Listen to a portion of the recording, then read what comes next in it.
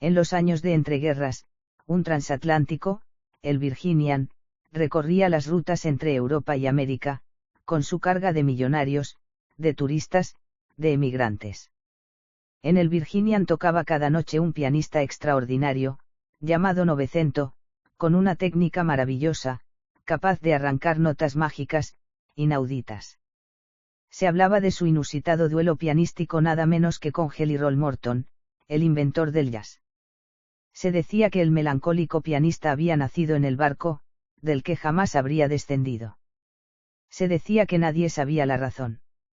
Un monólogo teatral, recientemente llevado al cine por Giuseppe Tornatore con el título La leyenda del pianista en el océano, del que Alessandro Baricco ha afirmado, más que un texto teatral, lo considero una novela corta o un relato largo, surgido tras la estela de Océano Mar, como si en esta novela no hubiera podido contar todas las historias que quería.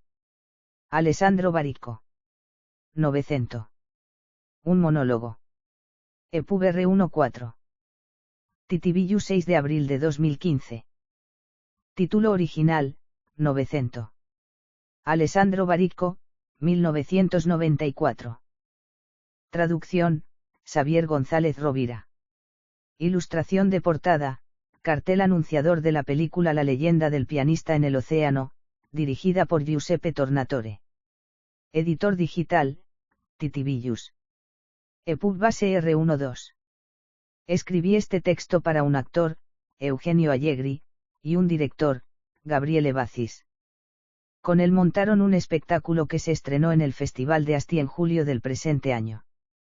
No sé si esto es suficiente para decir que he escrito un texto teatral, pero lo dudo.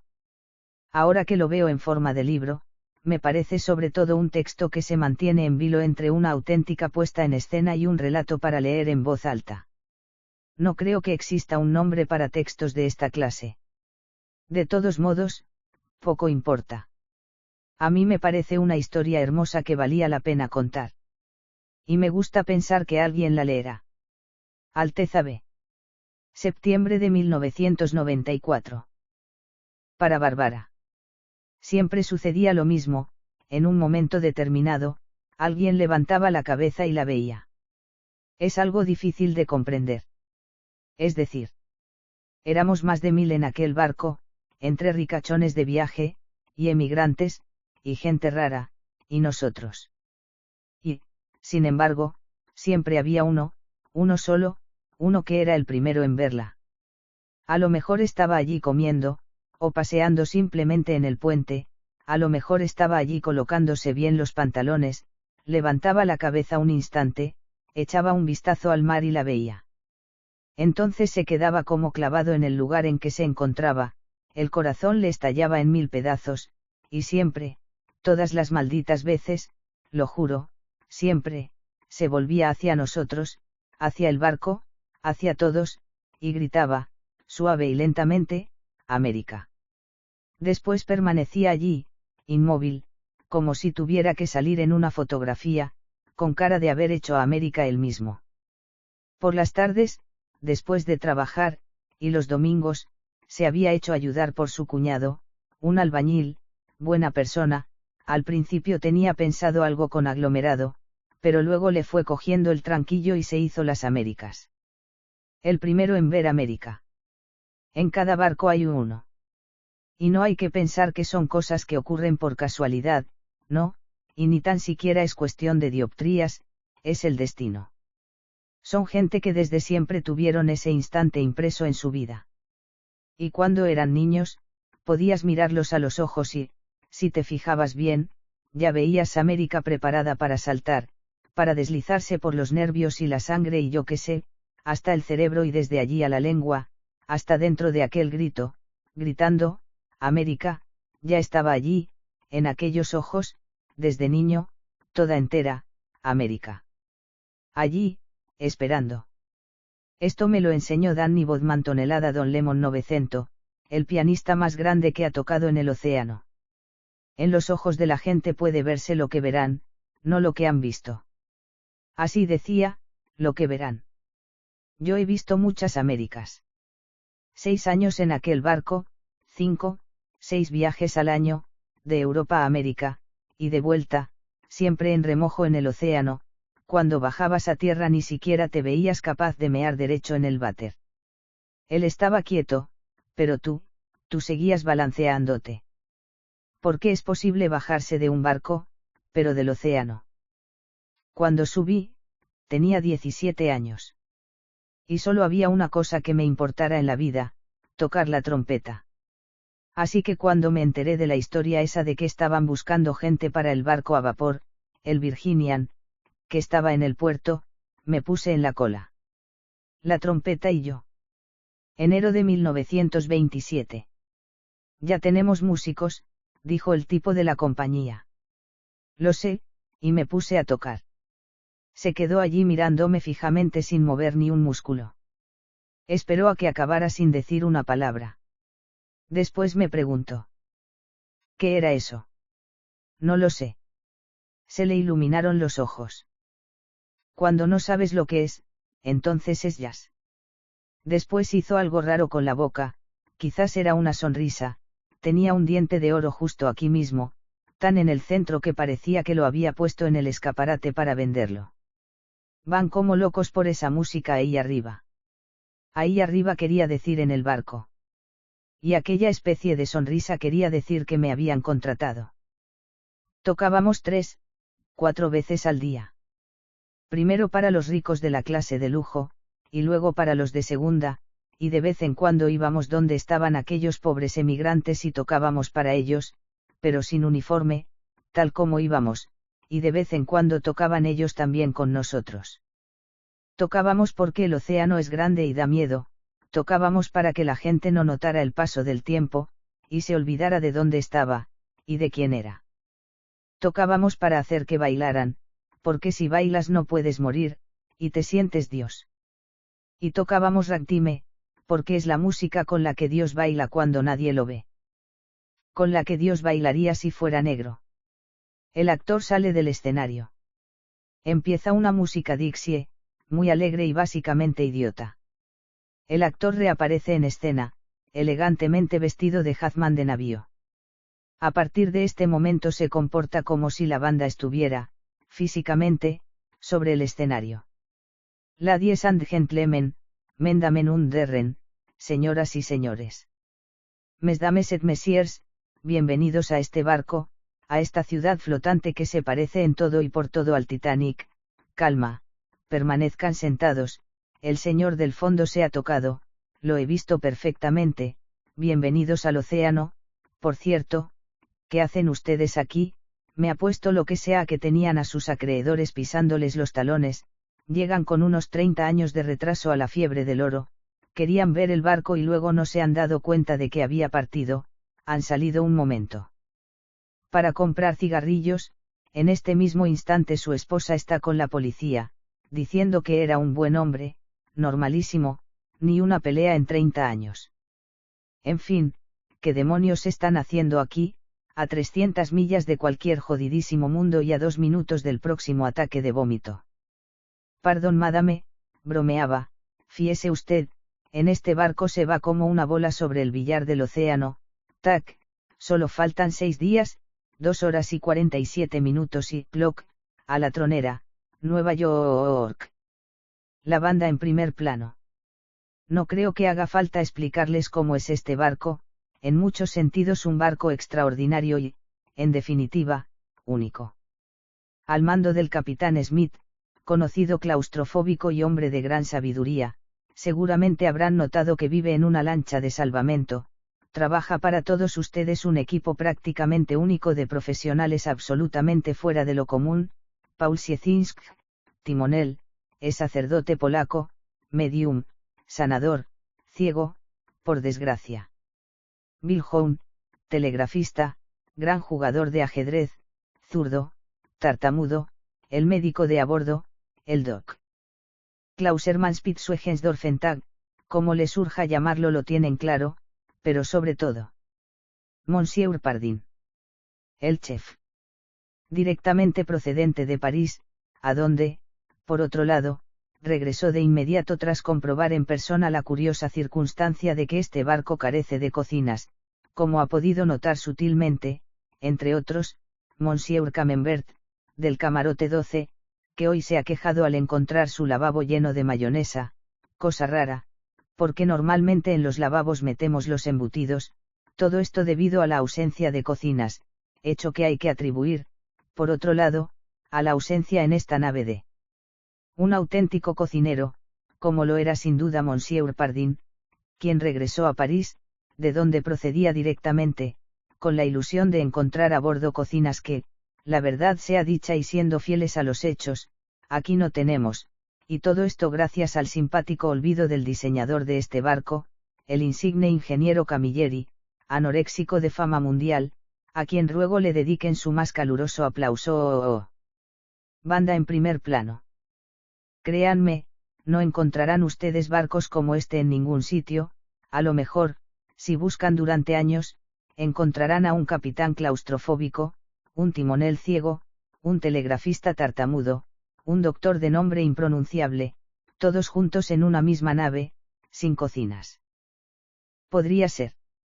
Pero lo que nunca más volverá a ocurrirles, de eso pueden estar seguros, es que se encuentren sentados con el culo sobre 10 centímetros de butaca y centenares de metros de agua, en el corazón del océano, teniendo ante los ojos el milagro, en las orejas la maravilla, y en los pies el ritmo y en el corazón el sonido de la única, inimitable, infinita, Atlantic Jazz Band.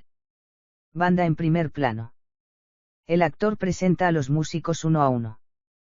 A cada nombre le sigue un breve solo. Al clarinete, Sam Sleepy Washington. Al banjo, Oscar de la Guerra. A la trompeta, Tim Toney. Trombón, Jim Braid Gallup. A la guitarra, Samuel Hawkins. Y, finalmente, al piano, Danny Bodman tonelada Don Lemon 900. El más grande.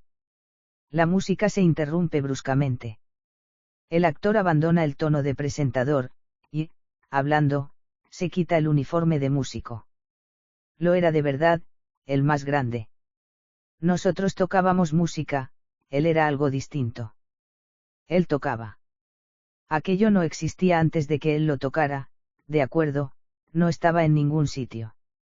Y cuando él se levantaba del piano, ya no estaba y ya no estaba para siempre. Danny Bodman tonelada Don Lemon 900. La última vez que los 6 estaba sentado sobre una bomba. ¿En serio? Estaba sentado sobre una carga de dinamita así de grande. Es una larga historia. Él decía, no estás jodido verdaderamente mientras tengas una buena historia a cuestas y alguien a quien contársela. Él sí que tenía una buena historia. Él era su buena historia. Delirante, a decir verdad, pero hermosa, y aquel día, sentado sobre toda aquella dinamita, me la regaló. Porque yo fui su mejor amigo. Y he hecho tonterías, y si me ponen boca abajo nada saldrá de mis bolsillos, hasta la trompeta vendí, todo, pero aquella historia no, esa no la he perdido, todavía está aquí, tan límpida e inexplicable como tan solo lo era la música cuando, en mitad del océano, la tocaba el piano mágico de Danny Bodman tonelada Don Lemon 900. El actor se va entre bastidores. Se escucha la banda hasta que finaliza. Cuando se apaga el último acorde, el actor reaparece en el escenario. Quien lo encontró fue un marinero que se llamaba Danny Bodman. Se lo encontró una mañana, cuando ya todos habían bajado, en Boston, lo encontró en una caja de cartón. Tendría unos 10 días, no más. Ni siquiera lloraba, estaba en silencio en aquella caja con los ojos abiertos. Lo habían dejado en el salón de baile de primera clase. Encima del piano. Pero no tenía aspecto de ser un recién nacido de primera clase. Esas cosas solían hacerlas los emigrantes. Parir a escondidas, en algún lugar del puente, y después abandonar allí a los niños. No lo hacían por maldad. Aquello era miseria, pura miseria. Algo parecido a lo que ocurría con la ropa, subían con parches hasta en el trasero, todos con su traje, el único que tenían, gastado por todas partes. Pero después, como América es América, al final los veías bajar, a todos bien vestidos, incluso los hombres con corbata y los niños con unas camisetas blancas, en fin, se las arreglaban estupendamente. En aquellos 20 días de navegación cosían y cortaban, al final no encontrabas ni una sola cortina en el barco, ni una sábana, nada, se habían hecho el traje bueno para América. Toda la familia. ¿Qué ibas a decirles? En fin, que de vez en cuando tocaba también un niño, que para un emigrante es una boca más que alimentar y un montón de problemas en la oficina de inmigración. Los dejaban en el barco. En cierto sentido, a cambio de las cortinas y de las sábanas. Con aquel niño tenía que haber pasado lo mismo. Debieron de decirse, si lo dejamos sobre el piano de cola, en el salón de baile de primera clase, a lo mejor se lo lleva consigo algún ricachón, y será feliz toda su vida. Era un buen plan. Funcionó a medias. No se hizo rico, pero sí pianista. El mejor, lo juro, el mejor. En fin. El viejo Bodman se lo encontró allí, buscó algo que le dijera quién era, pero solo encontró una nota, en el cartón de la caja, escrita con tinta azul, tonelada Don Limoni. Había también una especie de dibujo, de un limón. También en tinta azul. Danny era un negro de Filadelfia, un hombretón maravilloso. Cogió al niño en brazos y le dijo, "Hello Lemon". Y en su interior algo estalló, algo así como la sensación de que había sido padre. Durante toda su vida mantuvo que lo de tonelada Don significaba Thanks Danny. Gracias, Danny. Era absurdo, pero él se lo creía de verdad. Habían dejado allí aquel niño para él. Estaba convencido de ello. Tonelada Don, Thanks Danny. Un día le llevaron un periódico, había un anuncio de un hombre con cara de idiota y un bigote fino, de Latin Lover, y había dibujado un limón así de grande, y al lado estaba escrito, Tano D'Amato, el rey de los limones, Tano D'Amato, limones de rey, y algo parecido a un certificado, o un premio, o qué sé yo. Tano D'Amato. El viejo Bodman ni se inmutó. ¿Quién es este maricón?, preguntó. Y pidió que le dieran el periódico porque junto al anuncio estaban los resultados de las carreras. No es que apostara en las carreras, le gustaban los nombres de los caballos, eso es todo, tenía una verdadera pasión, siempre te decía, mira este de aquí, corrió ayer en Cleveland, mira, le han puesto liante, ¿tú crees, será posible, y este? Mira, antes mejor, no es para partirse, en fin, que le gustaban los nombres de los caballos, tenía esa pasión. Le importaba un carajo quién ganara la carrera. Eran los nombres lo que le gustaba. A aquel niño empezó a ponerle el suyo, su nombre, Danny Bodman. Fue el único acto de vanidad que se permitió en toda su vida. Después añadió tonelada Don Lemon, como ponía en la nota que había en la caja de cartón, porque decía que quedaba fino eso de poner letras en mitad del nombre. Todos los abogados las tienen, confirmó Bertie Boom, un maquinista que había ido a parar a la cárcel gracias a un abogado que se llamaba John P. Tonelada Cagwonder. Si se hace abogado, lo mato, sentenció el viejo Bodman, aunque luego dejara las dos iniciales en el nombre, por lo que al final quedó Danny Bodman Tonelada Don Lemon. Era un bonito nombre. Lo analizaron un rato, repitiéndolo en voz baja, el viejo Danny y los otros, en la sala de máquinas, con las máquinas paradas, en el muelle del puerto de Boston. Bonito nombre, dijo al final el viejo Bodman, pero le falta algo. Le falta un gran final. Añadamos martes, dijo Sam Stull, que trabajaba de camarero. Lo has encontrado un martes, pues llámalo martes. Danny se lo pensó un poco. Luego sonrió. Es buena idea, Sam. Lo he encontrado el primer año de este nuevo, jodidísimo siglo, no, lo llamaré 900. 900. 900. Pero si eso es un número. Era un número, ahora es un nombre.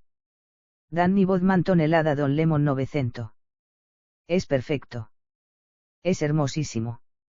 Un gran nombre, sí señor, un gran nombre de verdad. Llegará lejos con un nombre como ese. Se asomaron a la caja de cartón. Danny Bodman tonelada Don Lemon 900 los miró y sonrió, se quedaron de piedra, nadie se esperaba que de un niño tan pequeño pudiera salir tanta mierda. Danny Bodman siguió siendo marinero todavía otros 8 años, 2 meses y 11 días más. Después, durante una tormenta, en pleno océano, recibió el golpe de una polea enloquecida en mitad de la espalda. Tardó 3 días en morir. Estaba destrozado por dentro, no había manera de recomponerlo. 900 era un niño, en aquel entonces. Se sentó junto a la cama de Danny y no se movió de allí. Tenía una montaña de periódicos viejos y durante 3 días, con un enorme esfuerzo, le leyó al pobre Danny, que estaba estirando la pata, todos los resultados de las carreras que encontró. Juntaba las letras, como Danny le había enseñado, con el dedo sobre el papel del periódico y los ojos que no se apartaban ni un instante. Leía lentamente, pero leía. Y así el viejo Danny murió en la 6ª carrera de Chicago, en que ganó agua potable con 2 cuerpos de ventaja sobre sopa de verduras y 5 sobre maquillaje azul. El hecho es que, con aquellos nombres, no pudo no reírse y, riéndose, la palmó. Lo envolvieron en una lona y lo devolvieron al océano. En la lona, con pintura roja, el capitán escribió, "Thanks Danny". Y así, de repente, 900 se quedó huérfano por segunda vez. Tenía 8 años y ya había hecho el trayecto entre Europa y América, ida y vuelta, unas 50 veces. El océano era su casa. En cuanto a la tierra, bueno, nunca la había pisado. Claro que la había visto desde los puertos. Pero bajado, nunca. El hecho es que Danny tenía miedo de que se lo llevaran con alguna de esas historias de documentos y visados y otras zarandajas. Por eso 900 permanecía a bordo siempre, y después, en un determinado momento, volvían a partir. Para ser precisos, 900 ni siquiera existía para el mundo, no había ciudad, iglesia, hospital, cárcel, equipo de béisbol que hubiera inscrito su nombre en algún sitio.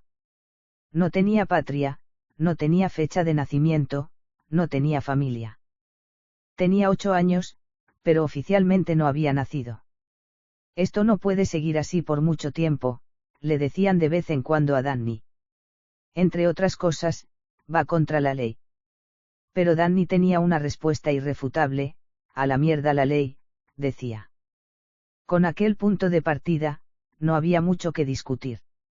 Cuando llegaron a Southampton, al final del viaje en que Danny murió, el capitán decidió que había llegado la hora de acabar con aquella historia.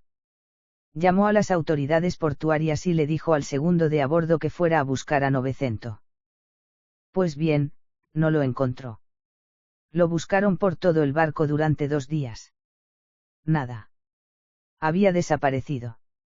A todo el mundo le sentó fatal aquella historia, porque, en fin, allí, en el Virginian, se habían acostumbrado a aquel crío, y nadie se atrevía a decirlo, pero no era nada difícil saltar por la borda y luego el mar hace de las suyas y... Así que tenían el corazón en un puño cuando 22 días después partieron con rumbo a Río de Janeiro sin que 900 hubiera regresado, o sin que hubieran tenido noticias suyas. Serpentinas y sirenas y fuegos artificiales al partir, como siempre, pero aquella vez era distinto, estaban a punto de perder a 900, y era para siempre, algo les desgarraba la sonrisa a todos, y les roía el corazón. La segunda noche de viaje, en la que ya no se veían ni siquiera las luces de la costa irlandesa, Barry, el contramaestre, entró como un loco en el camarote del comandante, despertándolo y diciéndole que tenía que acompañarlo sin dilación. El comandante blasfemó, pero después se fue con él. Salón de baile de primera clase. Luces apagadas. Gente en pijama, de pie, en la entrada. Pasajeros en las puertas de sus camarotes.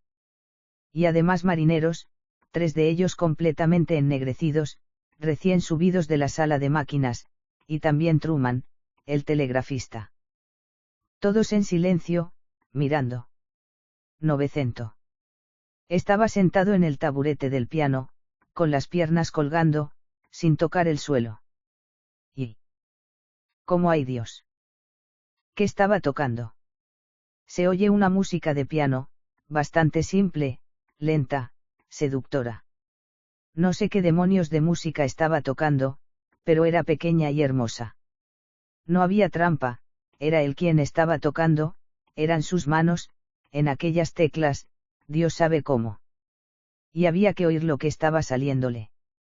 Había una señora en salto de cama de color rosa y pinzas en el pelo, cargada de dinero, en resumen, la esposa americana de un agente de seguros, pues bueno, tenía unos enormes lagrimones que chorreaban sobre la crema de noche, miraba y lloraba sin parar.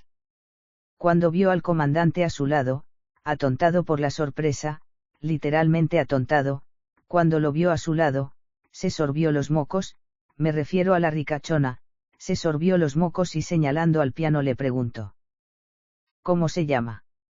Novecento. La canción no, el niño. Novecento. ¿Cómo la canción? Era ese tipo de conversación que un comandante de la Marina no puede mantener más allá de 4 o 5 réplicas. Sobre todo cuando acaba de descubrir que un niño al que creía muerto no solo estaba vivo sino que, entre tanto, había aprendido a tocar el piano. Dejó plantada a la ricachona, con sus lágrimas y todo lo demás, y atravesó con paso decidido el salón, en pantalones de pijama y con la americana del uniforme desabrochada. Se paró al llegar al piano. Habría querido decir muchas cosas en aquel momento, entre otras, ¿dónde coño has aprendido?, o incluso, ¿dónde diablos te habías metido? Pero, como tantos hombres acostumbrados a vivir de uniforme, había acabado por pensar también de uniforme. Así que lo que dijo fue: Novecento, todo esto es contrario al reglamento. Novecento dejó de tocar. Era un muchacho de pocas palabras y gran capacidad de aprendizaje. Miró con dulzura al comandante y dijo: a la mierda el reglamento. Se oye ruido de tormenta. El mar se ha despertado / el mar ha descarrilado / estalla el agua contra el cielo / estalla / aclara / arranca al viento nubes y estrellas / furibundo / se desata hasta cuando / no se sabe / dura un día / acabará / mamá esto / no me lo habías dicho mamá / rorororo / te acuna el mar / y una mierda te acuna / furibundo / a tu alrededor / espuma y suplicio / loco el mar / hasta donde alcanza tu vista / solo negro / y muros negros / y remolinos / y todos callados / esperando / que acabe de una vez / y naufragar / mamá yo no quiero hacer eso / quiero el agua mansa / que te refleja / quieta / estos / muros / absurdos / de agua / precipitándose / este ruido / quiero que vuelva el agua que tú sabías. Quiero que vuelva el mar. Silencio. Luz. Y peces voladores. Por encima. Volando. Primer viaje, primera tormenta. Qué mala pata. Todavía no sabía cómo iban las cosas cuando me pilló una de las tormentas más criminales en la historia del Virginian. En mitad de la noche se le hincharon las pelotas, y a romper la baraja. El océano. Parecía que nunca fuera a acabar. Alguien que toca la trompeta en un barco, cuando llega una tormenta no es que pueda hacer gran cosa. Como mucho, no seguir tocando la trompeta para no complicar más las cosas. Y estarse quietecito en su litera. Pero yo no aguantaba allí encerrado. Te crees que tienes recursos para distraerte, pero puedes estar seguro de que antes o después te llega directamente al cerebro esa frase: murió como una rata. Yo no quería acabar como una rata, y por eso salí de aquel camarote y me puse a vagar. No sabía a dónde ir, estaba en aquel barco desde hacía 4 días, podía sentirme contento si encontraba el camino para llegar a los lavabos. Son pequeñas ciudades flotantes. De verdad. En resumen, claro está, chocando por todas partes y cogiendo pasillos al azar, a la buena de Dios, al final me perdí. La había cagado. Definitivamente, la había jodido.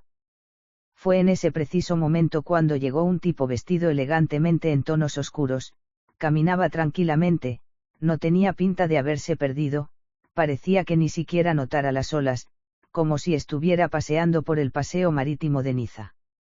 Y era Novecento. Tenía 27 años, por aquel entonces, pero parecía que tuviera más. Yo apenas lo conocía, habíamos tocado juntos en aquellos 4 días, con la banda, pero nada más. No sabía siquiera en qué camarote estaba. Claro que los otros me habían contado cosas sobre él. Contaban algo raro, decían, Novecento no ha bajado nunca de aquí. Nació en este barco, y desde entonces ha permanecido aquí. Siempre. 27 años, sin poner nunca pie en tierra. Tal como lo contaban, parecía que era una trola inmensa. Decían incluso que tocaba una música inexistente. Lo que yo sabía era que todas las veces, antes de empezar a tocar, allí, en el salón de baile, Fritz Germán, un blanco que no entendía nada de música pero que tenía un rostro bello, por lo cual dirigía la banda, se le acercaba y le decía en voz baja: por favor, Novecento, solo las notas normales, de acuerdo. Novecento decía que sí con la cabeza y después tocaba las notas normales, mirando fijamente hacia adelante, sin echar ni una mirada a sus manos, era como si se encontrara en otra parte. Ahora sé que, en efecto, estaba en otra parte. Pero entonces no lo sabía, pensaba que era un poco raro, nada más. Aquella noche, en mitad de la tormenta, con ese aspecto de caballero de vacaciones, me encontró allí, perdido en un pasillo cualquiera, con la cara de un difunto, me miró, sonrió y me dijo: ven. Y, en fin, si alguien que toca la trompeta en un barco se encuentra en mitad de una tormenta a alguien que le dice: ven, el que toca la trompeta solo puede hacer una cosa: ir. Y me fui tras él. Él caminaba. Yo era un poco diferente, no tenía aquella compostura, pero en fin, llegamos al salón de baile, y después, rebotando de una punta a otra, yo, obviamente, porque él parecía que tuviera raíles debajo de los pies, llegamos hasta cerca del piano. No había nadie por allí. Estaba casi a oscuras, solo se veía alguna lucecita, aquí y allá. Novecento me señaló las patas del piano. Quítale los topes, dijo.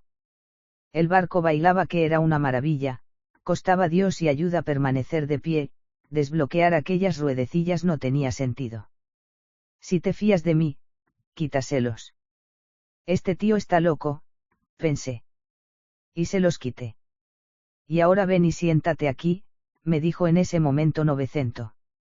No entendía a dónde quería ir a parar, de veras, no lo entendía. Estaba allí, intentando mantener quieto aquel piano que empezaba a deslizarse como una inmensa pastilla de jabón de color negro. Era una situación verdaderamente asquerosa, lo juro, metidos hasta el cuello en la tormenta y, por si no bastara, aquel loco, sentado en su taburete, otro hermoso jabón, y las manos en el teclado, quietas. Si no te subes ahora, ya no podrás subir, dijo el loco sonriendo. Se sube a un artilugio, algo a medio camino entre un columpio y un trapecio, vale. Lo mandaremos todo a la mierda, vale. Total, que vamos a perder con subir, de acuerdo, venga, ya me he subido a tu estúpido taburete, y, ahora, ¿qué? Y, ahora, no tengas miedo. Y se puso a tocar. Empieza una música para piano solo. Es una especie de danza, vals, tranquilo y dulce. El artilugio empieza a columpiarse y a llevar al actor por todo el escenario. A medida que el actor avanza en su relato, el movimiento se hace más amplio, hasta llegar a rozar los bastidores.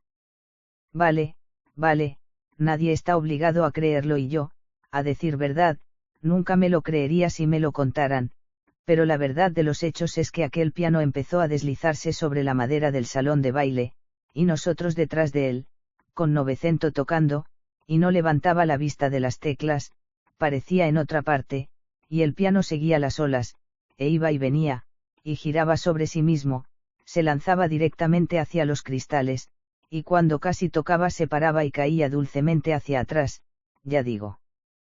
Parecía que el mar lo acunara, y nos acunara a nosotros, y yo no entendía un carajo, y Novecento tocaba, no paraba de tocar, y parecía claro que no tocaba simplemente, estaba conduciendo aquel piano, de acuerdo, con las teclas, con las notas, no lo sé, lo llevaba a donde quería, era absurdo, pero así era.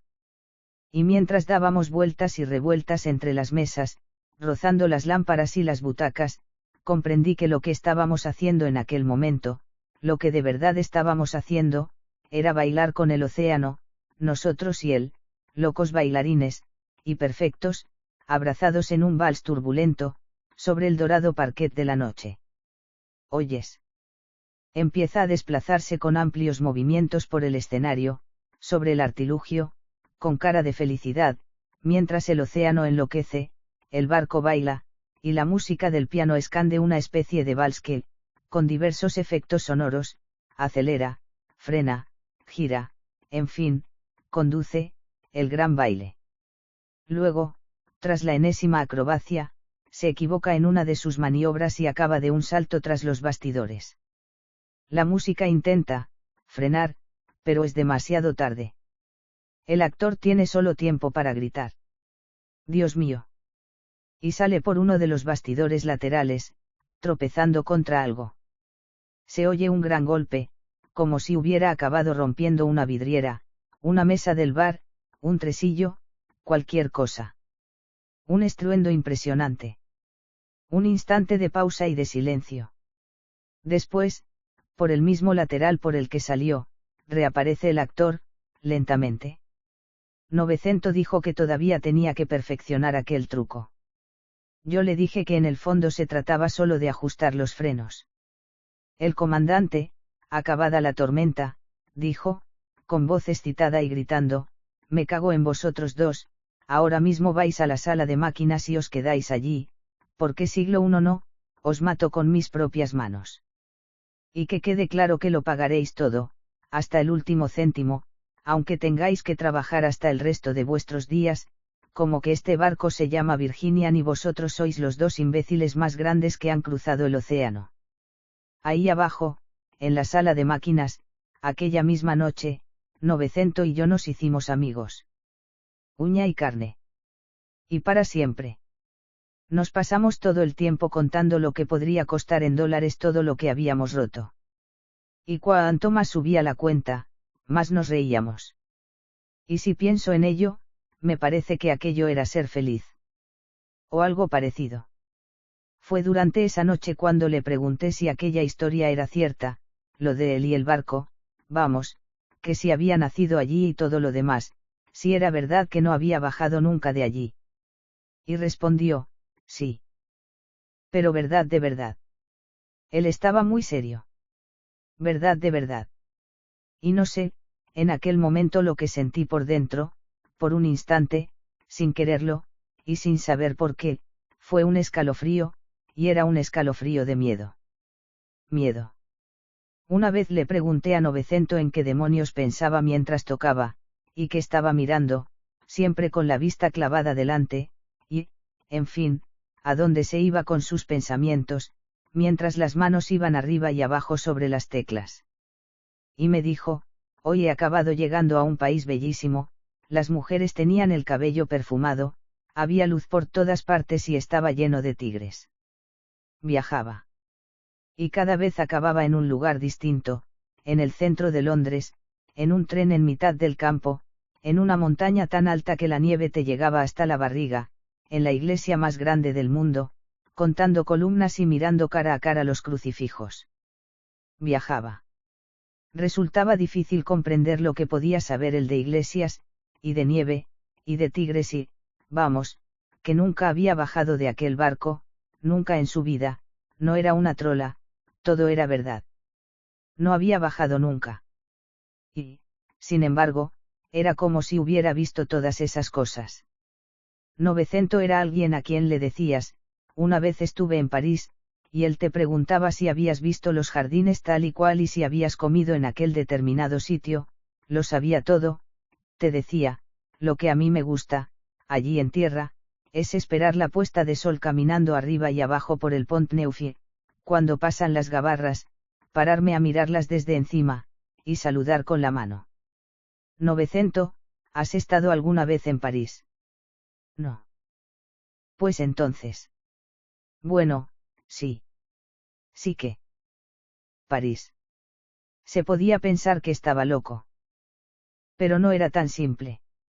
Cuando alguien te cuenta con absoluta exactitud qué olor tiene Bertram Street, en verano, cuando acaba de dejar de llover, no puedes pensar que está loco por la única y estúpida razón de que no haya estado nunca en Bertram Street. En los ojos de alguien, en las palabras de alguien, él había respirado ese aire. A su manera, pero de verdad. Quizá no había visto nunca el mundo. Pero hacía 27 años que el mundo pasaba por aquel barco, y hacía 27 años que él, desde aquel barco, lo escrutaba. Y le robaba el alma. En eso era un genio. Nada que objetar. Sabía escuchar. Y sabía leer. No los libros, eso lo sabe hacer cualquiera, sabía leer a la gente. Los signos que la gente lleva encima, lugares, ruidos, olores, su tierra, su historia. Toda escrita encima. Leía y, con infinita atención, catalogaba, clasificaba, ordenaba. Cada día añadía un pequeño retazo a aquel inmenso mapa que estaba dibujándose en la cabeza, inmenso, el mapa del mundo entero, de una punta a la otra, ciudades enormes y esquinas de bar, largos ríos, charcos, aviones, leones, un mapa fantástico.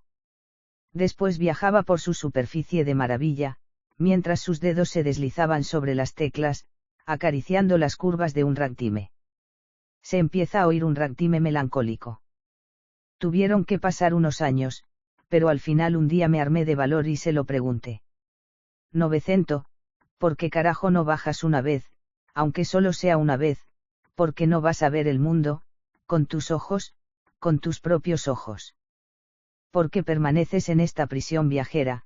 Podrías estar sobre tu Pont Neuf mirando las gabarras y todo lo demás, podrías hacer lo que quisieras, tocas el piano de fábula, enloquecerían por ti, ganarías un montón de dinero, y podrías escoger para ti la casa más bella que existe, incluso puedes construírtela en forma de barco, pasando de todo, la pondrías donde quisieras, a lo mejor en medio de los Tigres, o en Bertram Street. Dios santo, no puedes pasarte toda tu vida andando arriba y abajo como un idiota. Tú no eres idiota, tú eres grande, y el mundo está ahí, solo hay que bajar esa jodida escalerilla, ya ves tú, 4 estúpidos escalones, joder, ahí está todo, al final de esos escalones, todo. ¿Por qué no paras de una vez por todas y te bajas de aquí, al menos una vez, una sola vez? 900. ¿Por qué no bajas? ¿Por qué? ¿Por qué? Fue un verano, el verano de 1931, cuando subió al barco Jelly Roll Morton. Completamente vestido de blanco, incluso el sombrero. Y un diamante así en el dedo. Era un tipo que, cuando daba un concierto, escribía en los carteles, esta noche Jelly Roll Morton, el inventor del jazz. No lo escribía porque sí, estaba convencido de ello, el inventor del jazz. Tocaba el piano. Siempre sentado un poco fuera del taburete, y con 2 manos que eran mariposas. Ligerísimas. Había empezado en los burdeles de Nueva Orleans, y allí había aprendido a rozar las teclas y a acariciar notas, en el piso de arriba hacían el amor y no querían jaleo. Querían una música que se deslizara por detrás de las cortinas y por debajo de las camas sin molestar. Él tocaba esa clase de música. Y en eso, verdaderamente, era el mejor. Alguien, en algún sitio, un día, le habló de 900.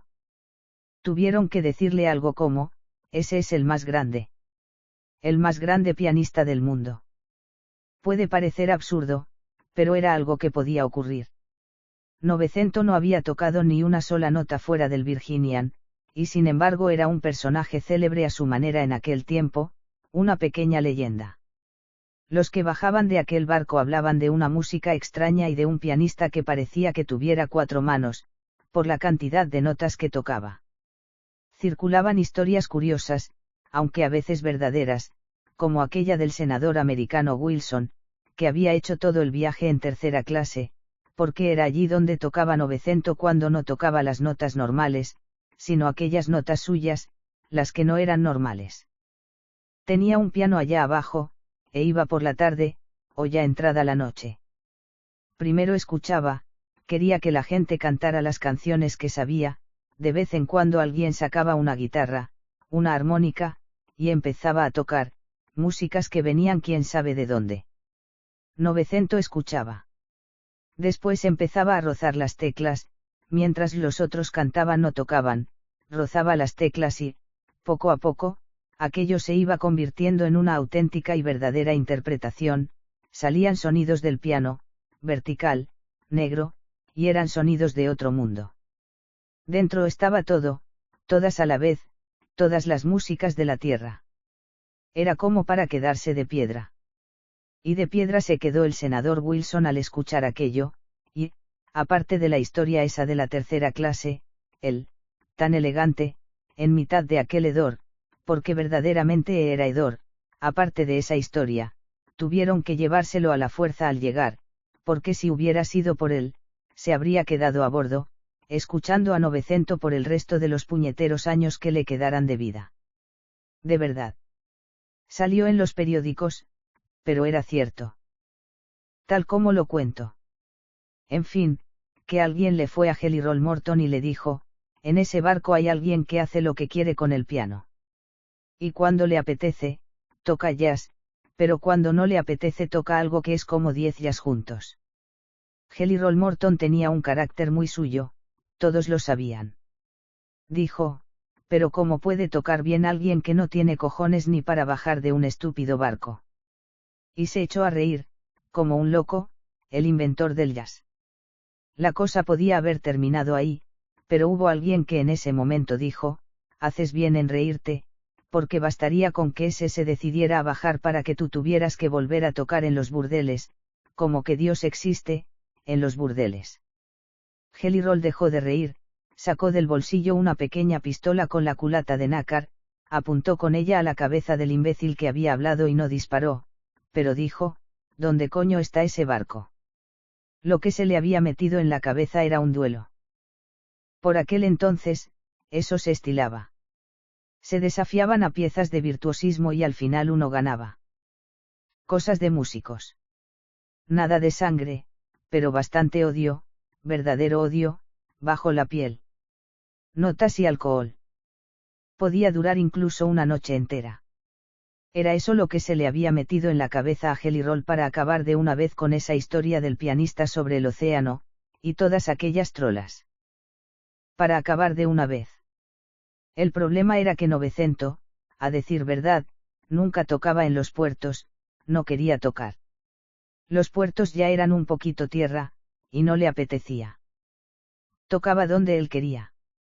Y donde él quería era en mitad del mar, cuando la tierra solo es luces lejanas, o un recuerdo, o una esperanza. Así era él. Jelly Roll Morton blasfemó 1000 veces, después pagó de su propio bolsillo el billete de ida y vuelta para Europa y subió al Virginian, él, que no había pisado nunca un barco que no fuera el que recorría arriba y abajo el Mississippi. Es lo más tonto que he hecho en mi vida, dijo, con alguna blasfemia de por medio, a los periodistas que fueron a despedirlo al muelle 14 del puerto de Boston. Después se encerró en su camarote y esperó a que la tierra se convirtiera en luces lejanas, y recuerdo, y esperanza. Novecento, por su parte, no es que se preocupara por el asunto. Ni siquiera lo comprendía muy bien. Un duelo. ¿Y por qué? Pero sentía curiosidad. Quería escuchar cómo demonios tocaba el inventor del jazz. No lo decía en broma, creía de verdad que era el inventor del jazz. Creo que se le pasó por la cabeza que podría aprender algo. Algo nuevo. Así era él.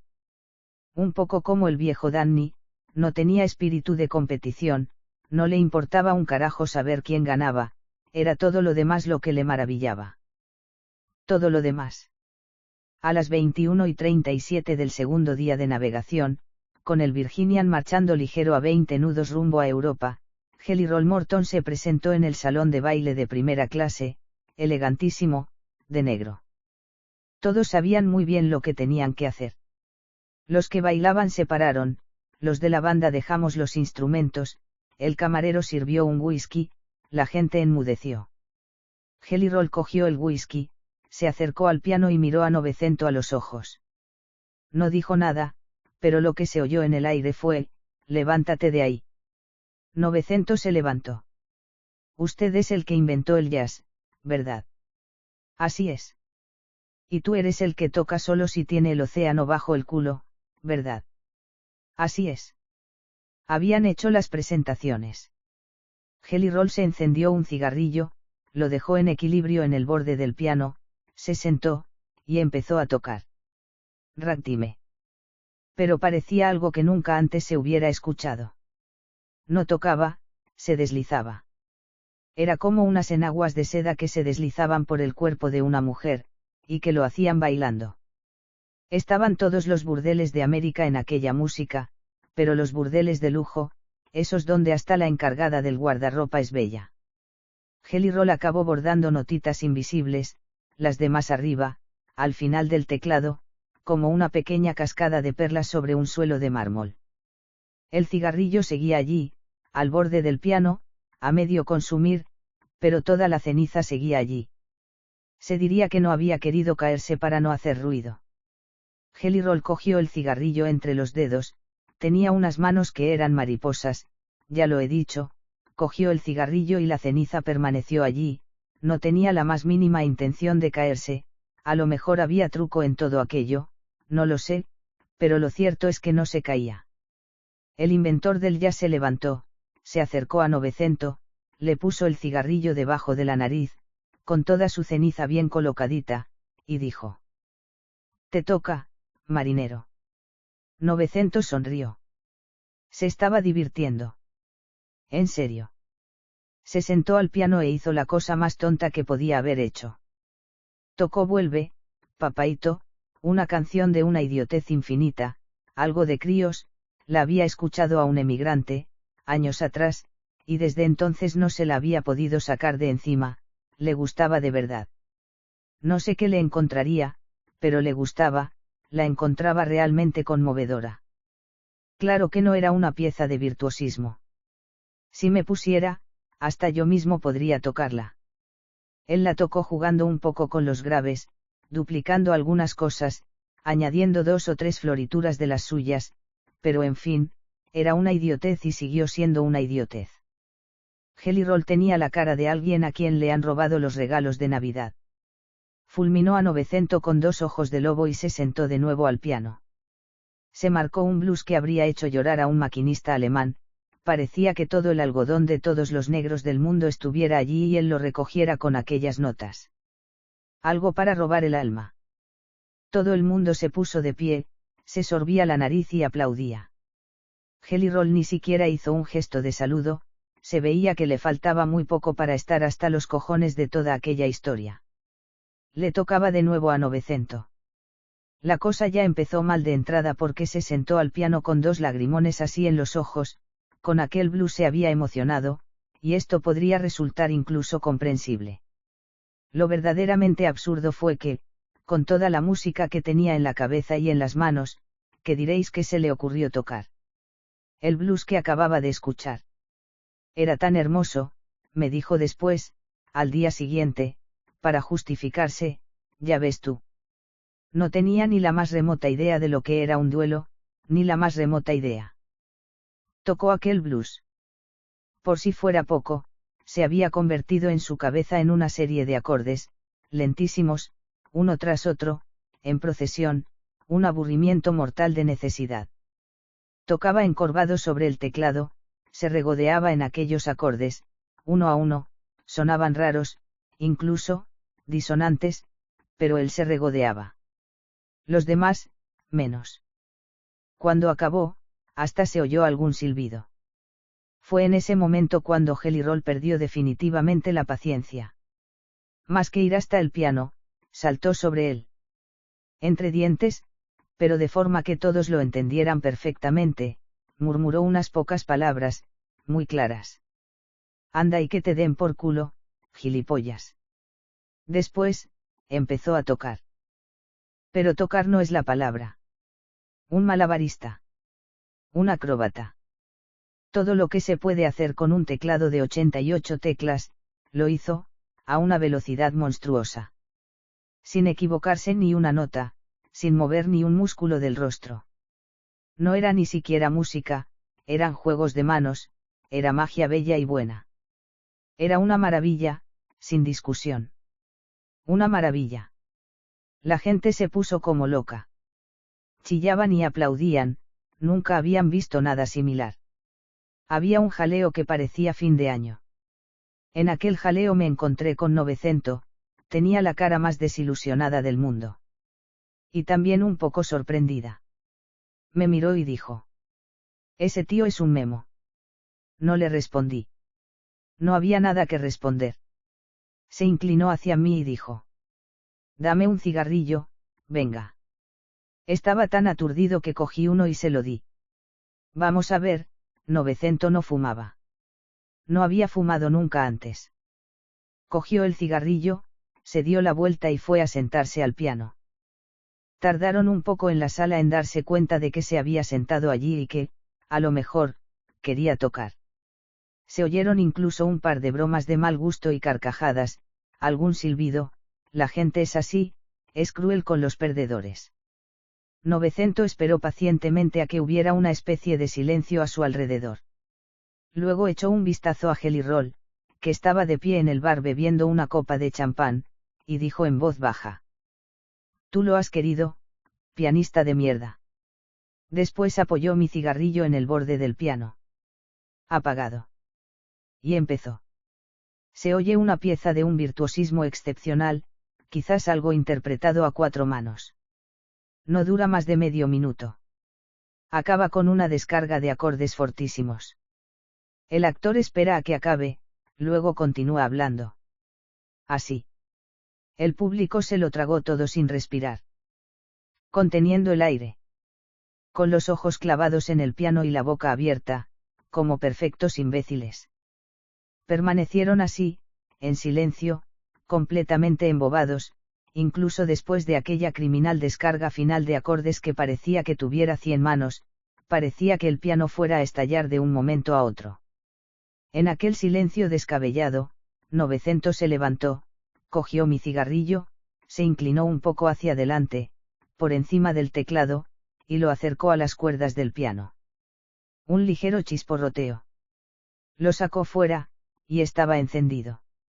Lo juro. Bien encendido.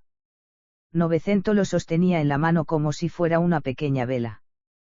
No fumaba, y tampoco sabía tenerlo entre los dedos. Dio unos pasos y llegó ante Jelly Roll Morton. Le tendió el cigarrillo. «Fúmatelo tú». «Yo no sé». Fue en ese momento cuando la gente se despertó del hechizo. Se desató una apoteosis de gritos y aplausos y barullo, no sé, nunca se había visto nada parecido, todos gritaban, todos querían tocar a Novecento, era un follón generalizado, no se entendía un carajo. Pero yo allí en el medio, a Jelly Roll Morton fumando nerviosamente aquel maldito cigarrillo, sin saber qué cara poner, y sin encontrarla, no sabía ni siquiera hacia dónde mirar. En un momento dado su mano de mariposa se puso a temblar, temblaba de verdad, y yo y nunca lo olvidaré, temblaba tanto que en un momento determinado la ceniza del cigarrillo se desprendió y cayó, primero sobre su hermoso traje negro y luego, resbalando, hasta su zapato derecho, un zapato negro de charol. Brillante, miró aquella ceniza como una nubecilla blanca, él lo miró, lo recuerdo perfectamente, miró el zapato, el charol y la ceniza y comprendió, lo que había que comprender lo comprendió, volvió sobre sí mismo y, caminando lentamente, paso a paso, tan despacio que no se movía la ceniza de aquel sitio, atravesó el gran salón y desapareció, con sus zapatos de charol negro, y sobre uno de ellos una nubecilla blanca, que él se llevaba lejos, y que decía que alguien había vencido, y que no era él. Jelly Roll Morton pasó el resto del viaje encerrado en su camarote. Al llegar a Southampton, bajó del Virginian. Al día siguiente volvió a partir hacia América. En otro barco, sin embargo. No quería saber nada más de Novecento y de todo el resto. Quería regresar y punto. Desde el puente de tercera clase, apoyado en la amura, Novecento lo vio bajar, con su hermoso traje blanco y todas las maletas, hermosas, de cuero claro. Y me acuerdo que solo dijo. Y a la mierda también el jazz. Liverpool, Nueva York, Liverpool, Río de Janeiro, Boston, Cork, Lisboa, Santiago de Chile, Río de Janeiro, Antillas, Nueva York, Liverpool, Boston, Liverpool, Hamburgo, Nueva York, Hamburgo, Nueva York, Génova, Florida, Río de Janeiro, Florida, Nueva York, Génova, Lisboa, Río de Janeiro, Liverpool, Río de Janeiro, Liverpool, Nueva York, Cork, Cherburgo, Vancouver, Cherburgo, Cork, Boston, Liverpool, Río de Janeiro, Nueva York, Liverpool, Santiago de Chile, Nueva York, Liverpool, el océano, justo en el medio. Y fue entonces, en ese momento, cuando se cayó el cuadro. A mí siempre me ha sorprendido el asunto ese de los cuadros. Están colgados durante años, después, sin que pase nada, pero nada de nada, zas, al suelo, se caen. Están ahí, colgados del clavo, nadie les dice nada, pero ellos, en cierto momento, zas, se caen al suelo, como piedras. En el silencio más absoluto, con todo inmóvil a su alrededor, ni tan siquiera una mosca que se mueva, y ellos, zas. No hay una causa. ¿Por qué precisamente en ese instante? No se sabe. Zas. ¿Qué es lo que le ocurre a un clavo para que decida que ya no puede más? Tiene él también un alma, el pobrecillo. Toma decisiones. Habló largamente sobre el tema con el cuadro, estaban indecisos sobre cómo actuar. Hablaban de ello todas las noches, desde hacía años, después decidieron una fecha, una hora, un minuto, un instante, ya está, zas. O los dos lo sabían ya desde un buen principio, ya estaba todo preparado.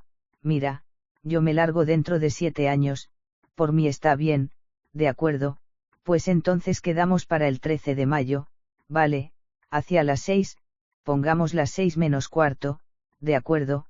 Pues buenas noches, hasta entonces. 7 años después, un 13 de mayo, a las 6 menos cuarto, zas. No hay quien lo entienda. Es una de esas cosas que es mejor no pensarlas, porque si no puedes acabar volviéndote loco. Cuando se cae un cuadro. Cuando despiertas una mañana y ya no la amas. Cuando abres el periódico y lees que ha estallado la guerra. Cuando ves un tren y piensas tengo que largarme de aquí. Cuando te miras en el espejo y te das cuenta de que eres viejo. Cuando, en mitad del océano, Novecento levantó la mirada de su plato y me dijo, en Nueva York, dentro de 3 días, bajaré de este barco. Me quedé de piedra. Zas. A un cuadro no puedes preguntarle nada de nada.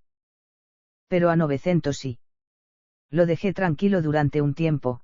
Después empecé a atosigarlo, quería comprender por qué, tenía que haber alguna razón, uno no se está 32 años en un barco y luego, de repente, se baja del mismo, como si nada hubiera pasado, sin decirle por qué ni siquiera a su mejor amigo, sin decirle nada. Tengo que ver algo allí abajo, me dijo. ¿Qué? No quería decir qué, y resulta comprensible porque, cuando al final lo dijo, lo que dijo fue: el mar. El mar. El mar. Ya ves tú. Podías pensar en cualquier cosa, pero nunca en eso. No quería creérmelo, parecía una auténtica tomadura de pelo. No quería creérmelo. Era la gilipollez del siglo. Hace 32 años que estás viendo el mar, Novecento. Desde aquí.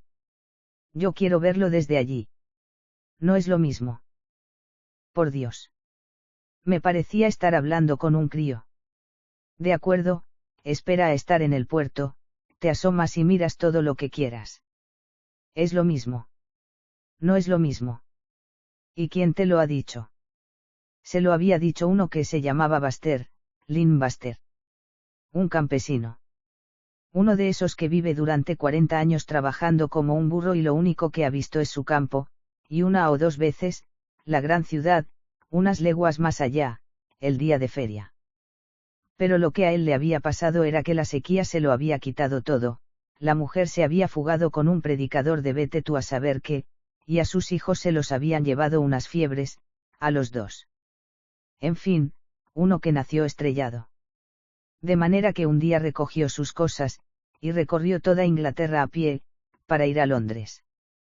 Pero, teniendo en cuenta que no entendía mucho de caminos, en vez de llegar a Londres acabó en un pueblecito insignificante, aunque, no obstante, si seguías por aquel camino, girabas un par de veces, y rodeabas una colina, al final, de repente, veías el Martes.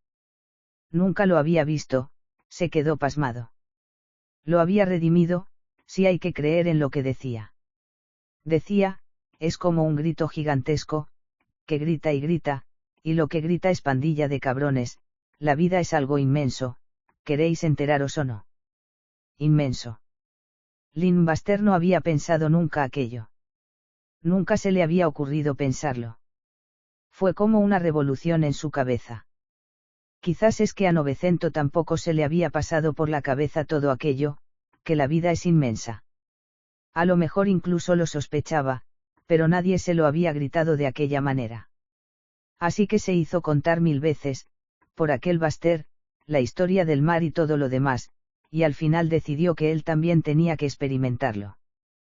Cuando se puso a explicármelo, tenía el aspecto de alguien que te explica cómo funciona el motor de explosión, era científico. Puedo permanecer años aquí arriba, pero el mar no me dirá nunca nada. Ahora yo me bajo, vivo en la tierra y de la tierra durante años, me convierto en alguien normal, luego, un día, me marcho, llego a una costa cualquiera, levanto la vista y miro al mar, y allí lo oiré gritar. Científico. A mí me parecía la gilipollez científica del siglo. Podía decírselo, pero no se lo dije. No era tan sencillo. El hecho es que yo quería a Novecento, y quería que un día u otro bajara, que tocara para la gente de tierra, y se casara con una mujer simpática, que tuviera hijos y, en fin, todas las cosas de la vida, que a lo mejor no es inmensa, pero que es hermosa, basta con tener un poco de fortuna y de ganas.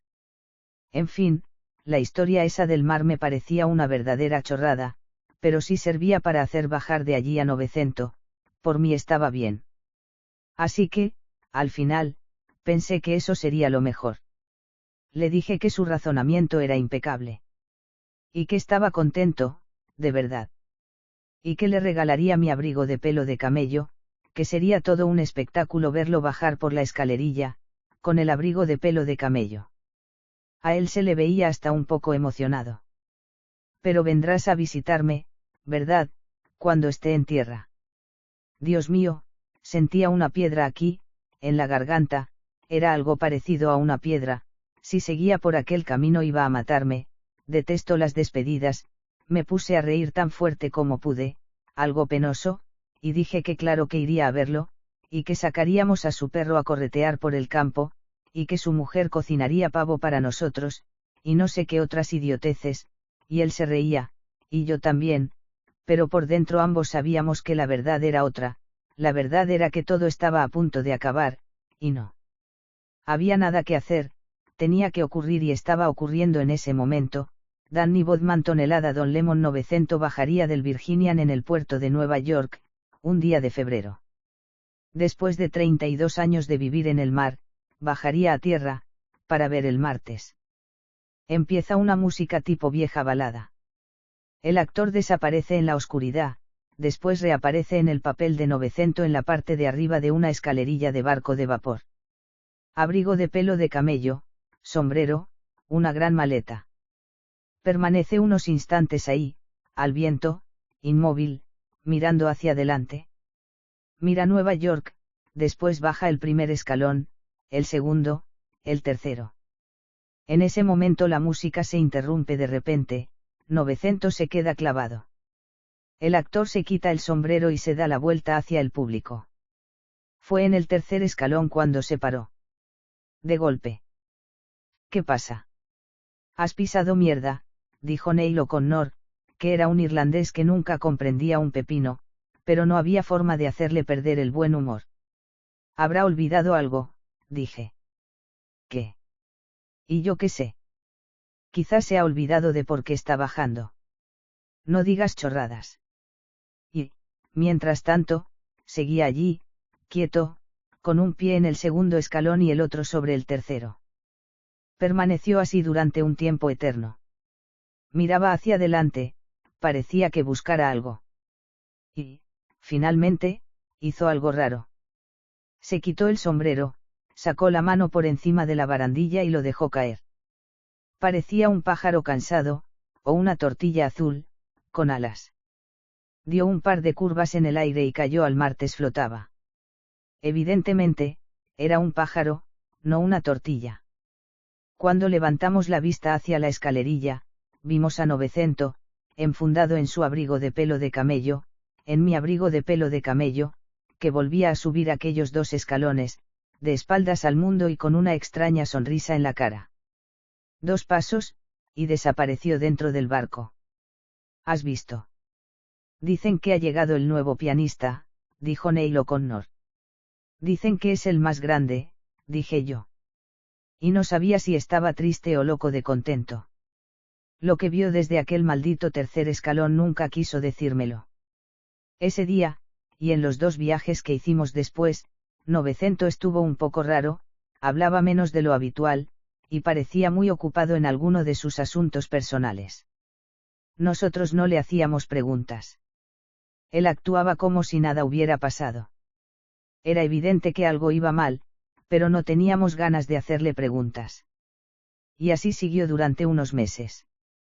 Después, un día Novecento entró en mi camarote y, lentamente, pero de un tirón, sin pararse, me dijo, gracias por el abrigo, me sentaba de maravilla, fue una lástima, habría sido todo un espectáculo, pero ahora todo va mucho mejor, ya se me ha pasado, no tienes que pensar que soy infeliz, ya nunca más lo seré. En realidad, yo no estaba seguro de que alguna vez se hubiera sentido infeliz. No era de esas personas sobre las que te preguntas si es feliz o no. Él era Novecento, y punto. No se te pasaba por la cabeza pensar que tuviera algo que ver con la felicidad, o el dolor. Parecía más allá de todo, parecía intocable. Su música y él, lo demás no importaba. No tienes que pensar que soy infeliz, ya nunca más lo seré. Aquella frase me dejó de piedra. Cuando la dijo, tenía cara de no estar bromeando. Cara de saber muy bien hacia dónde se dirigía. Y de qué llegaría. Era como cuando se sentaba al piano y empezaba a tocar, no había dudas en sus manos, y las teclas parecían haber estado esperando aquellas notas desde siempre, parecían haber acabado allí para ellas, y solo para ellas. Parecía que estuviera inventándolas en aquel preciso instante, pero en alguna parte, en su cabeza, aquellas notas estaban escritas desde siempre. Ahora sé que Novecento había decidido sentarse ante las teclas blancas y negras de su vida y empezar a tocar una música absurda y genial, complicada pero hermosa, la más grande de todas. Y que, con aquella música, bailaría los años que le quedaran. Y que nunca más sería infeliz. Del Virginian me bajé el 21 de agosto de 1933. Me había embarcado 6 años antes. Pero me parecía que había pasado toda una vida. No bajé para un día o para una semana, me bajé para siempre. Con los documentos de desembarco, y los atrasos cobrados, y todo lo demás. Todo en regla. El océano y yo habíamos terminado. No es que aquella vida no me gustara. Era una manera extraña de hacer cuadrar los números, pero funcionaba. Lo que pasaba es que no conseguía imaginarme que aquello pudiera seguir así para siempre. Si haces de marinero, entonces es diferente, el mar es tu lugar, puedes permanecer allí hasta reventar y no pasa nada. Pero alguien que toca la trompeta. Si tocas la trompeta, en el mar eres un extranjero y siempre lo serás. Antes o después, es justo que vuelvas a casa. Mejor antes, me dije. Mejor antes, le dije a Novecento. Y él lo entendió. Se veía que no tenía ningunas ganas de verme bajar por aquella escalerilla, pero decírmelo, nunca me lo dijo. Y era mejor así. La última noche estábamos tocando allí para los típicos imbéciles de primera clase, llegó el momento de mi solo, empecé a tocar y a las pocas notas oí el piano que me acompañaba, como un susurro, con dulzura, pero tocaba conmigo. Continuamos juntos, y yo tocaba lo mejor que sabía, vamos, que no era Louis Armstrong, pero tocaba francamente bien, con 900 detrás de mí, siguiéndome a donde fuera, como él sabía hacer. Nos dejaron continuar durante un rato, a mi trompeta y a su piano, por última vez, diciéndonos allí todas las cosas que no pueden ser dichas con palabras. A nuestro alrededor, la gente seguía bailando, no se había dado cuenta de nada, no podía darse cuenta, seguían bailando, como si nada ocurriera. Como mucho, quizás alguien le dijera a otro, mira a ese de la trompeta, qué gracioso, estará borracho, o está loco. Mira a ese de la trompeta, mientras toca, llora. Cómo me fueron las cosas después, tras haber bajado de allí, eso es otra historia. Quizás habría logrado hacer algo de provecho si, por si fuera poco, no se hubiera metido de por medio aquella maldita guerra. Eso lo complicó todo, ya no se entendía nada de nada. Era necesario tener un gran cerebro para no perder el norte. Era necesario tener cualidades que yo no tenía. Yo sabía tocar la trompeta. Es sorprendente lo inútil que resulta tocar la trompeta cuando hay una guerra alrededor. Y encima, que no te suelta. De todos modos, no supe nada más ni del Virginian ni de 900 durante años. No es que me hubiera olvidado, seguí acordándome de ellos siempre, solía preguntarme a menudo, ¿quién sabe lo que haría 900 si estuviera aquí? ¿Quién sabe qué diría? A la mierda la guerra, diría, pero si era yo quien lo decía, no era lo mismo. Me iban tan mal las cosas que de vez en cuando cerraba los ojos y volvía al barco, a tercera clase, a escuchar a los emigrantes que cantaban ópera y a 900 tocando quién sabe qué música, sus manos, su cara, el océano alrededor.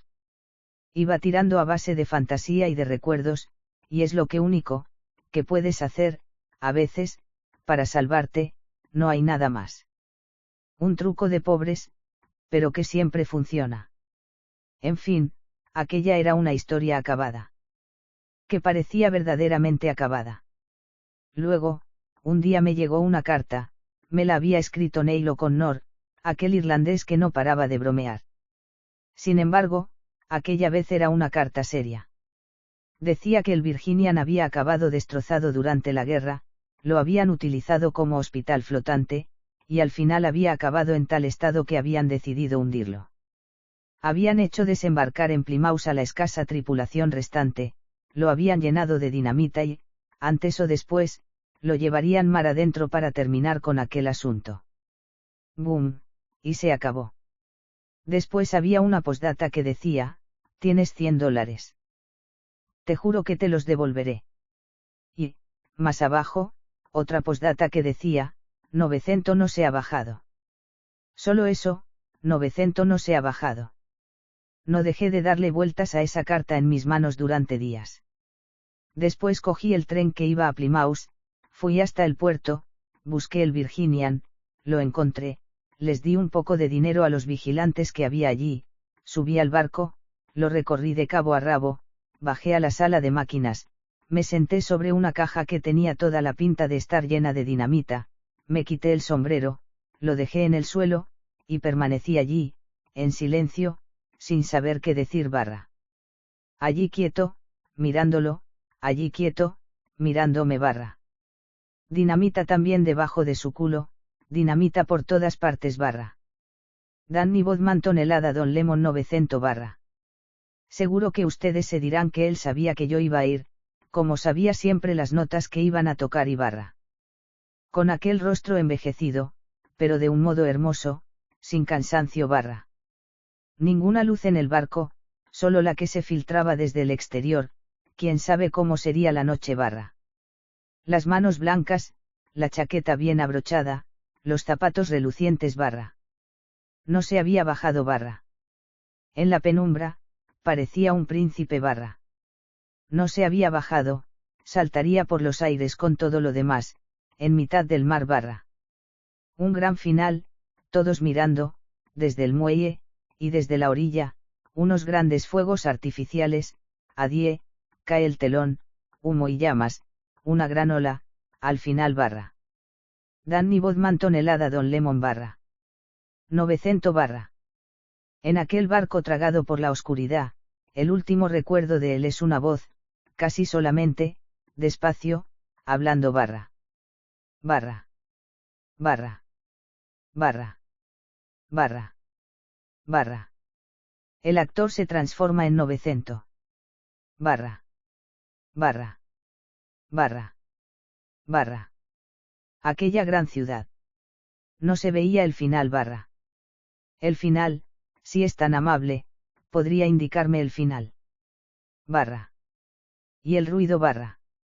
En aquella malditísima escalerilla todo era muy hermoso y yo me sentía grande con aquel abrigo, estaba dando un gran espectáculo, y no tenía dudas, estaba garantizado que iba a bajar, no había ningún problema barra. Con mi sombrero azul barra. Primer escalón, segundo escalón, tercer escalón barra. Primer escalón, segundo escalón, tercer escalón barra. Primer escalón, segundo barra. No fue lo que seis lo que me detuvo barra. Fue lo que no seis barra. Puedes comprenderlo, hermano, fue lo que no seis, lo busqué, pero no existía, en toda aquella inmensa ciudad había de todo excepto barra. Había de todo barra. Pero no había un final. Lo que no seis es dónde terminaba todo aquello. El final del mundo barra. Imagínate, un piano. Las teclas empiezan. Las teclas acaban. Tú sabes que hay 88, sobre eso nadie puede engañarte. No son infinitas. Tú eres infinito, y con esas teclas es infinita la música que puedes crear. Ellas son 88. Tú eres infinito. Eso a mí me gusta. Es fácil vivir con eso. Pero si tú barra. Pero si yo subo a esa escalerilla, y frente a mi barra. Pero si yo subo a esa escalerilla, y frente a mí se extiende un teclado con millones de teclas, millones y trillones barra. Millones y trillones de teclas, que nunca se terminan y esa es la verdad, que nunca se terminan y que ese teclado es infinito barra. Si ese teclado es infinito, entonces barra. En ese teclado no hay una música que puedas tocar.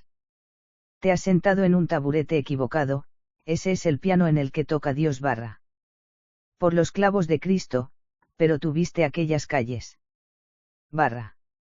Contando solo las calles, las había a millares, ¿cómo os las arregláis para escoger una, barra? Para escoger una mujer barra. Una casa, una tierra que sea la vuestra, un paisaje para mirar, una forma de morir barra. Todo ese mundo barra. Ese mundo encima que ni siquiera sabes dónde acaba barra. ¿Y cuánto hay barra? No tenéis miedo de acabar destrozados solo con pensar en esa enormidad, solo con pensar en ella. Y para vivir la barra. Yo nací en este barco. Y por aquí pasaba el mundo, pero a razón de 2000 personas cada vez.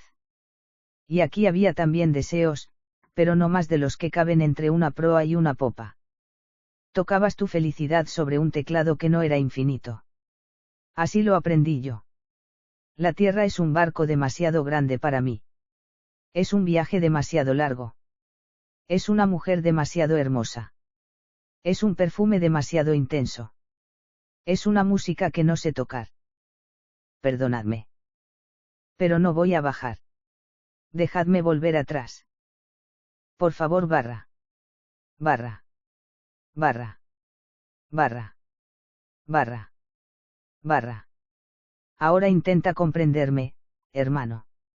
Intenta comprenderme, si puedes barra.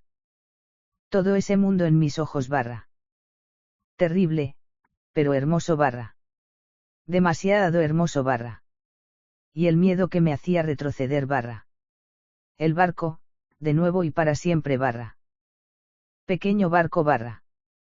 Ese mundo en los ojos, todas las noches, de nuevo barra. Fantasmas barra. Podrías morir si los dejaras actuar barra. Las ganas de descender / el miedo a hacerlo / así te vuelves loco / loco / tienes que hacer algo, y yo ya lo he hecho / primero lo imaginé / después lo hice / cada día, durante años / 12 años millones de momentos un gesto invisible y lentísimo yo, que no fui capaz de bajar de este barco, para salvarme me bajé de mi vida. Escalón a escalón. Y cada escalón era un deseo. A cada nuevo paso, un deseo al que decía adiós. No estoy loco, hermano. No estamos locos cuando hemos encontrado el sistema para salvarnos. Somos astutos como animales hambrientos. La locura no tiene nada que ver. Eso es el genio. Es la geometría. Perfección. Los deseos estaban destrozándome el alma. Podía vivirlos, pero no lo conseguí. Así que entonces los conjuré. Y uno a uno los fui dejando detrás de mí. Geometría. Un trabajo perfecto. A todas las mujeres del mundo las conjuré tocando una noche entera para una mujer, la piel transparente, las manos sin joyas, las piernas delgadas, movía la cabeza al compás de mi música, sin una sonrisa, sin bajar la mirada, nunca, una noche entera, cuando se levantó no fue ella la que salió de mi vida, fueron todas las mujeres del mundo. Al padre que nunca voy a ser lo conjuré contemplando morir a un niño, durante días, sentado a su lado, sin perderme nada de aquel terrible espectáculo hermosísimo, quería ser la última cosa que viera en este mundo, cuando se marchó, mirándome a los ojos, no fue él quien se marchó, fueron todos los hijos que nunca tendré. La tierra que era mi tierra, en algún rincón del mundo, la conjuré escuchando cantar a un hombre que venía del norte, y cuando lo escuchabas, veías el valle, las montañas que lo rodeaban, el río que descendía lentamente, la nieve de invierno, los lobos por la noche, cuando aquel hombre acabó de cantar, acabó mi tierra, para siempre, donde quiera que se encuentre. Los amigos que deseé los conjuré tocando contigo y para ti aquella noche, en la cara que ponías, en los ojos, los 6, a todos ellos, a mis queridos amigos, cuando te marchaste, se fueron contigo. Dije adiós a la maravilla cuando 6 los descomunales icebergs del mar del norte desmoronarse derrotados por el calor, dije adiós al milagro cuando 6 reír a los hombres que la guerra había destrozado, dije adiós a la rabia cuando 6 llenar este barco de dinamita, dije adiós a la música, a mi música, el día que conseguí tocarla toda en una sola nota de un instante, y he dicho adiós a la alegría, conjurándola, cuando te he visto entrar aquí. No es locura, hermano. Geometría. Es un trabajo de cincel. He desmontado la infelicidad. He desenhebrado mi vida de mis deseos. Si pudieras recorrer mi camino, los encontrarías uno tras otro, conjurados, inmóviles, detenidos para siempre señalando la ruta de este extraño viaje que a nadie nunca conté, salvo a ti /. 900 se aleja hacia los bastidores. Se detiene, se da la vuelta. Ya me estoy viendo la escena, cuando llegue allí arriba, ese tipo busca mi nombre en la lista y no lo encuentra. ¿Cómo ha dicho que se llama? 900. Noshinskij, Notar Bartolo, Novalis, Noza. Es que nací en un barco. ¿Cómo dice? Nací en un barco y allí mismo fallecí, no sé si eso le constará. Naufragio. Número explosión. 6 quintales y medio de dinamita. Boom. Ah. ¿Y qué tal se encuentra ahora? Bien, muy bien, bueno, solo está el asunto este del brazo, se ha extraviado un brazo, pero me han asegurado. Falta un brazo. Sí. Ya sabe, con la explosión. Tendría que haber un par por allí, ¿cuál le falta? El izquierdo. Vaya por Dios. ¿Qué pasa? Me temo que solo nos quedan 2 derechos, ¿sabe? 2 brazos derechos. Pues sí. En ese caso, a usted no le importaría. ¿Qué? Pues eso, si se quedaría con un brazo derecho. Un brazo derecho en lugar de uno izquierdo. Eso mismo. Pues no, en la práctica mejor uno derecho que nada. Es lo mismo que pienso yo. Espere un momento, que voy a buscárselo. En todo caso, ya me pasaré por aquí dentro de unos días, a ver si le ha llegado algún izquierdo. Oiga, tengo uno blanco y otro negro. No, no, del mismo color, no es que tenga nada contra los negros, es solo una cuestión de... ¡Qué mala pata! Toda la eternidad, en el paraíso, con dos manos derechas. Con voz nasal, y ahora nos hacemos la señal de la cruz, intenta hacerla pero se atasca. Se mira las manos, nunca sabes cuál usar. Vacila un instante, luego se hace una veloz señal de la cruz con las dos manos, toda la eternidad, millones de años, como un papanatas. Vuelve a hacerse la señal de la cruz con las dos manos, un infierno. En el paraíso.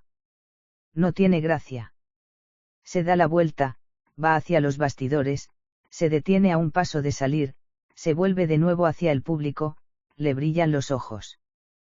Claro que no veas qué música con esas manos, dos, derechas, basta con que haya un piano. Vuelve a ponerse serio. Es dinamita lo que tienes debajo del culo, hermano. Levántate y vete. Se acabó. En serio, esta vez se acabó. Sale. Fin. Alessandro Barico. Además de numerosos ensayos y artículos, es autor de 7 novelas, Tierras de Cristal, Premio Selezione Campiello y Primedicis Étranger, Océano Mar, Premio Viarello, Seda, City, Sin Sangre y Esta Historia, del monólogo teatral Novecento, Los ensayos de Nest, sobre la globalización y el mundo que viene, y de la majestuosa reescritura de Homero, Ilíada. Dirige el taller de literatura Holden, que fundó en 1994 en Turín. Ampliamente reconocido en el ámbito italiano e internacional, está considerado como uno de los grandes escritores de su generación.